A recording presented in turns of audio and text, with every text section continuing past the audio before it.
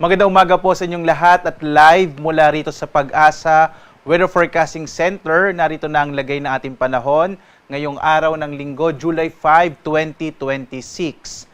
At sa ating latest satellite images, makikita po natin halos walang masyadong kaulapan ngayon sa ating bansa. Kaya inaasahan po natin malaking bahagi ng ating kapuluan ay makararanas ng maaliwalas sa panahon, bagamat posible pa rin yung mga localized rain showers and thunderstorms sa dakong hapon hanggang sa gabi. Sa umaga hanggang tanghali, medyo maliit po yung posibilidad ng mga pag-ulan na dulot ng mga isolated thunderstorms. At posible po magpapatuloy yung ganitong panahon natin hanggang bukas, araw ng Lunes at or Martes po. Kaya po sa ngayon, asahan pa rin natin generally fair weather sa malaking bahagi ng ating bansa. Samantala, minomonitor naman po natin itong super typhoon na nasa labas ng Philippine Area of Responsibility na may international name na Bavi. Sa ngayon po, ang kanyang huling lokasyon as of 3 a.m. nasa 2,700 kilometers silangan ng Eastern Visayas. Sagla yung pinakamalakas na hangin, nasa 195 kilometers per hour malapit sa gitna at pagbugso naman sa 240 kilometers per hour. Patuloy na kumikilos per hour. Sa ngayon po, base sa mga pinakahuling datos natin, heto po yung ating inaasahang magiging track ng Super Typhoon Bavi. Posible po itong pumasok ng Philippine Area of Responsibility araw ng Miyerkules. Posible po bandang umaga ng Miyerkules, July 8, na Super Typhoon category pa rin po. At once na pumasok ito ng PAR, papangalanan natin itong Inday. Sa ngayon po, no, kung sakali man na kikilos po ito pa kanluran, hilagang kanluran, medyo maliit pa rin yung posibilidad na ito ay tumama sa kalupaan ng ating bansa. Posible po medyo lalapit lang ito sa may area ng Batanes, at ito po itutungo sa bahagi naman ng Taiwan. So asahan po natin na palalakasin ito yung habagat, kaya posible po medyo magiging maulan itong paparating na linggo sa malaking bahagi, lalong-lalo na ng Luzon at Visayas. Bandang araw po ng Miyerkules or Huwebes hanggang weekend na po next week, posible medyo maulan po tayo. At narito ang ating inaasahang magiging lagay ng panahon dito sa may area ng Luzon. Para sa Luzon, inaasahan pa rin natin maliwalas sa panahon ang mararanasan sa malaking bahagi ng Luzon sa araw na ito. Ang agwat ng temperatura natin sa Lawag, 26 to 33 degrees Celsius sa Tuguegarao, 26 to 36 degrees Celsius sa Baguio naman, 80 to 25 degrees Celsius. Sa Metro Manila, 27 to 34 degrees Celsius, habang sa Tagaytay, 23 to 31 degrees Celsius sa Legazpi, sa bahagi po yan ng Bicol, 26 to 33 degrees Celsius. Sa patuloy na pag-iral pa rin ng easterlies o yung hangin nagmumula sa Karagatang Pasipiko. Gayunpaman, posible pa rin po yung mga localized thunderstorms sa hapon hanggang sa gabi. Ito po yung mga pag-ulan na hindi naman nagtatagal at hindi natin inaasa magiging napakalakas. Samantala, sa Palawan, Visayas at Mindanao, posible pa rin po yung mga localized thunderstorms sa Palawan. Yung agwat ng temperatura sa Calayan Islands, 26 to 32 degrees Celsius, sa Puerto Princesa 25 to 32 degrees Celsius. Mga pulupulong pag-ulan, pagkulog din ang mararanasan sa malaking bahagi ng Kabisayan ngayong araw. Agwat ang temperatura sa Iloilo, 26 to 33 degrees Celsius. Sa bahagi naman ng Metro Cebu ay nasa 26 to 33 degrees Celsius. Sa Tacloban, 26 to 32 degrees Celsius. Sa Mindanao, bahagyang maulap hanggang sa maulap na kalangitan na may mga pulupulong pag-ulan.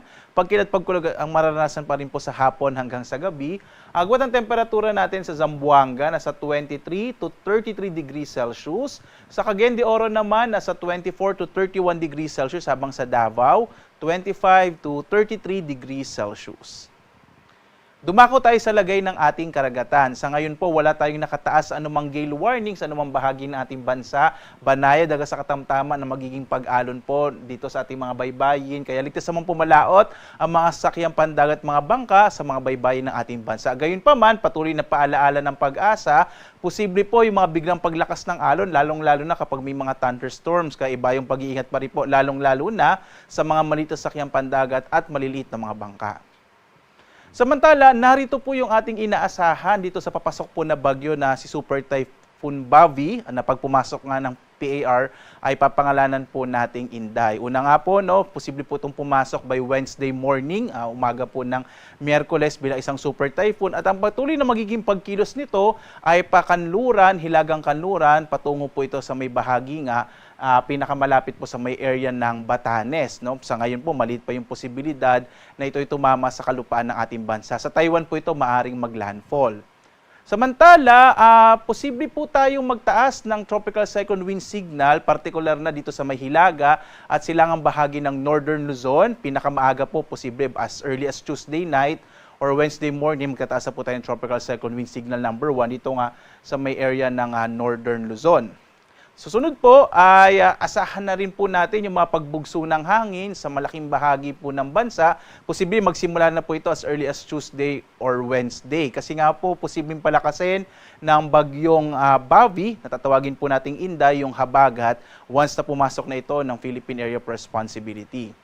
At inaasahan din natin magiging maalon hanggang sa napakaalon, lalong-lalo na may silangang baybayin ng ating bansa. Magsisimula po yan as early as Wednesday or Miyerkules, no? Posible na po yun. At dahil po doon, malaki rin yung posibilidad na mag-issue po tayo ng gale warning, particular na sa may silangang baybayin ng ating bansa.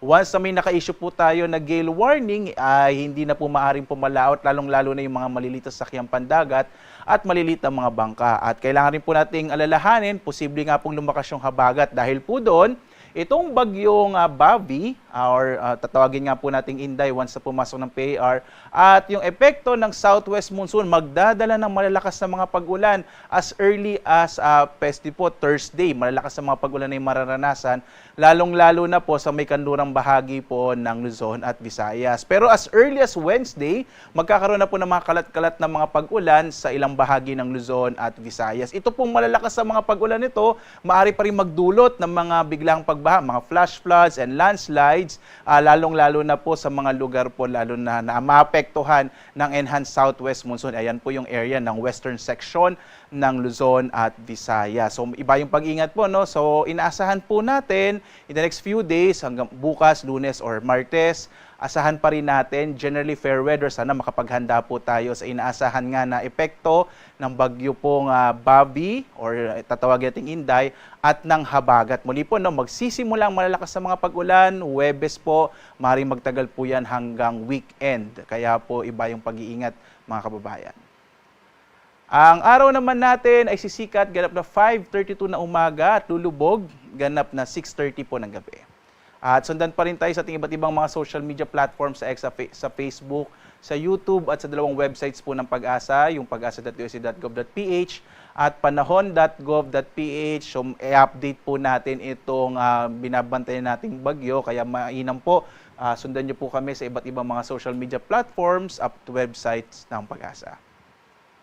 At live naman nagbibigay update mula rito sa Pag-asa Weather Forecasting Center. Ako naman si Obet Badrina. Maghanda po tayo lagi para sa ligtas na Pilipinas. Maraming salamat po. Have a blessed Sunday sa inyong lahat.